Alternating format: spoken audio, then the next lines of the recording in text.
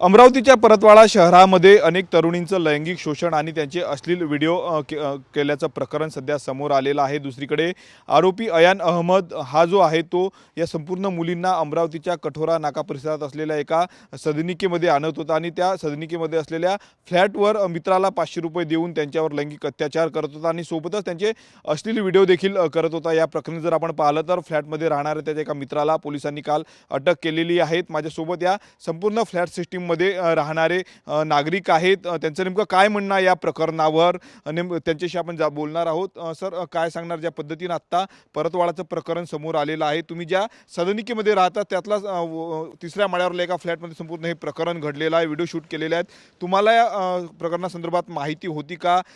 काय सांगणार? माहिती नव्हती सर, पण रोजळ म्हणून मुलं मुली आणि दुपारला संध्याकाळला बेरात्रीच्या वेळेस येत होते आणि त्याच्यानंतर माझ्या लक्षात आलं की बाबा काहीतरी वर्दळ चालू आहे, काहीतरी गैरप्रकार इथे घडत आहे। तर त्याच्यानंतर मी 2-3 वेळा अंकुश खांडेकर, ते फ्लॅट मालकात वलगावला राहतात, त्यांना फोन केले। सर असं असं होत आहे बाबा, आम्हाला त्रास होत आहे, रात्रीचे लोक येत आहे, मुलं मुली येत आहे, त्रास होत आहे, आवाज होते पायांचा, 12-1 वाजलेले आहे, गेट उघडं राहते, चोरी होऊ शकते। तर तो बोलला की साहेब तुम्ही माझ्या फ्लॅटवर ध्यान ठेवायला आहे का? माझा फ्लॅट आहे, मी ठेवलेला आहे, तुम्ही कोण म्हणणार मला? तर याच्यामुळं मी 2-3 वेळा कॉल करून काय करवायची, आम्ही काही रिस्क घेतली नाही त्यामुळे का काय कंप्लेंट करा बा, मुली आहे आपल्याकडे, काय कंप्लेंट करायची, कशाला पळायचं भानगडीमध्ये। याच्या अगोदरही आम्ही फ्लॅट घ्यायच्या अगोदर इथे असे कांड झालेले आहे म्हणतात, जडे साहेब सांगत होते। आणि ही जी कारवाई आहे मुलांवर न करता फ्लॅट मालकावर व्हावी अशी आमची इच्छा आहे। कारण बा आपण कोणालाही जर फ्लॅट देतो तर त्याचे प्रूफ काय आहे, कुठे राहतात, काय करतात, काय नाही, हा न घेता पैसे मिळवले म्हणून काही करायचं आणि कोणाला ठेवायचं, आणि हा याचा धंदा होऊन बसलेला आहे। सर, तपासात बाबशी समोर आली की जो मुख्य आरोपी आहे अयान, त्याच्या मित्राला तो 500 रुपये द्यायचा आणि त्यानंतर ती जागा उपलब्ध करून द्यायचा। आता त्याच्यामध्ये सर आम्हाला तर काही आयडिया नाही आहे, कारण मुलं मुलींचं एकमेकाचा संबंध तो फ्लॅट मालक सांगू शकतो, कारण त्याच्यावर वर्दळ असायला पाहिजे होती, येणं जाणं काय चालू नाही आहे, त्याला दररोज पैसे मिळत गेले, तो खुश आहे, त्याच्यामध्ये त्याचाही हात असू शकतो याच्यामध्ये, असा होऊ शकतो। मी फ्लॅट मालकासंदर्भात काही तक्रार करणार आहात का? तक्रार म्हणजे गलती त्याचीच आहे साहेब, आम्ही वारंवार सांगून तो जर ॲक्शन घेत नसेल त्याच्यावर तर त्याला काहीतरी मिळत असेल त्याच्यातून प्रॉफिट वगैरे काही ना काही। मुख्य आरोपी अयान अहमद आहे, तो कधी तुम्हाला या भागामध्ये दिसला का? काय सांगणार? नाही साहेब, त्याला सांगू शकत नाही। आता मुलं मुली येत होते, पुष्कळ होते, तोंडाला बनवत होते, त्याच्यामध्ये ओळखू शकत नाही का हाच आहे म्हणून। मुलींसाठी फ्लॅट इथं उपलब्ध आहे का, की फक्त त्याच फ्लॅटवर मुली येत होत्या?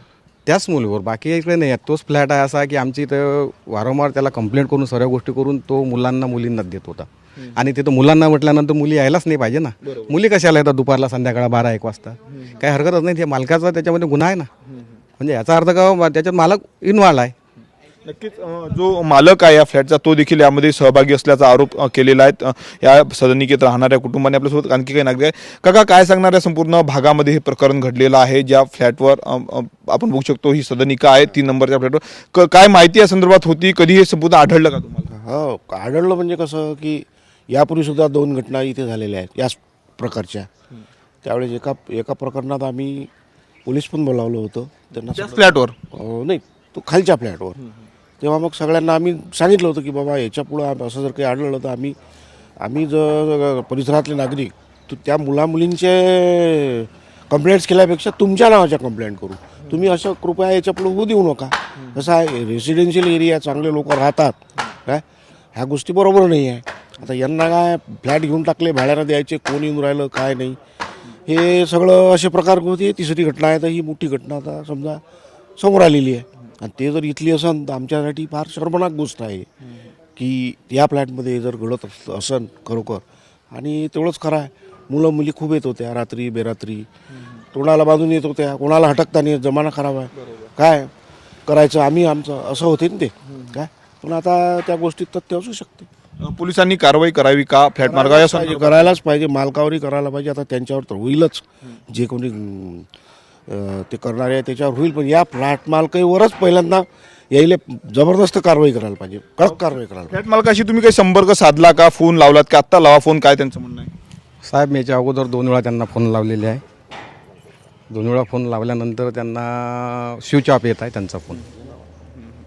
आपण बघू शकतो फोन स्विच ऑफ येत असल्याचं जे आहे ते त्यांनी या ठिकाणी सांगितलेलं आहे. आपण बघू शकतो या ठिकाणी संपूर्ण या सदनिकेतले हे नागरिक आहे. त्यांचं म्हणणं आहे की आम्ही यापूर्वी सांगत होतो परंतु आमच्या म्हणण्याची कुठलीही दखल घेतली नाहीत. अनेकदा मुलं मुली या ठिकाणी येत होते, अनेकदा मुली चेहऱ्याला स्कार्फ बांधून येत होते. जेव्हा आम्ही घरमालकाला जो फ्लॅटचा जो मालक आहे त्याला प्रश्न केला असता त्यानेच आम्हाला प्रतिप्रश्न केला की तुम्ही आम्हाला कोण विचारणार, असा सवाल या राहणाऱ्या नागरिकांना केलेला. त्यामुळे यासह आता या संपूर्ण प्रकरणामध्ये मालकाची देखील चौकशी केली पाहिजे, त्याच्यावर देखील कारवाई केली पाहिजे. तो देखील या घटनेला जबाबदार आहे असं या भागातल्या नागरिकांनी सांगितलेलं आहे. कॅमेरामॅन निकेत दहातोंडेसह मी स्वप्नील उमाप, TV9 मराठी, अमरावती.